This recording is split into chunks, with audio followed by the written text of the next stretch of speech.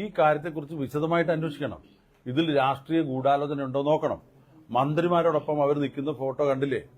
അതുപോലെ തന്നെ അവരുടെ മറ്റ് പല ഫോട്ടോസും പ്രസിദ്ധീകരിച്ചത് നിങ്ങളല്ലേ എന്നാ ഞാൻ ചോദിച്ചത്. അതായത് മന്ത്രിമാരോടൊപ്പം അവർ നിൽക്കുന്ന ഫോട്ടോ കണ്ടില്ലേ എന്ന് ഞാൻ നിങ്ങളോട് ചോദിച്ചു. ആരാ കൊടുത്തത്? നിങ്ങളല്ലേ.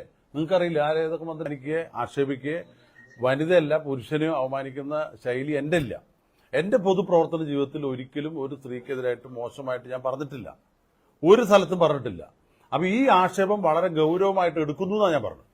അവര് പറഞ്ഞ പരാതി അത് പുകമറയാണ്. സത്യത്തിൽ രേഖാമൂലം ഒരു പരാതി ഇല്ലാതെ തന്നെ കോൺഗ്രസ് പാർട്ടി നടപടി എടുക്കുന്നു എന്ന് ഞാൻ പറഞ്ഞു. പിന്നെ ഗുരുതരമായ കുറ്റം നിയമവിരുദ്ധമായി ചെയ്താൽ ഒരിക്കലും അതിനെ ന്യായീകരിക്കില്ലെന്ന് പറഞ്ഞു. നിങ്ങൾ കൊടുത്തത് എന്താണ്? രാഹുലിനെ ന്യായീകരിച്ച് ശ്രീകണ്ഠൻ, രാഹുലിനെ സംരക്ഷിച്ച് ശ്രീകണ്ഠൻ, രാഹുലിനെ വെള്ളപൂശി ശ്രീകണ്ഠൻ. ഞാൻ എവിടെയാ പറഞ്ഞത്? ഞാൻ ഒരു വെള്ളയും പൂശിയിട്ടില്ല. ഒരു വ്യക്തിക്ക് കിട്ടേണ്ട നിയമപരമായിട്ടുള്ള സംരക്ഷണം അദ്ദേഹത്തിന് കിട്ടണം.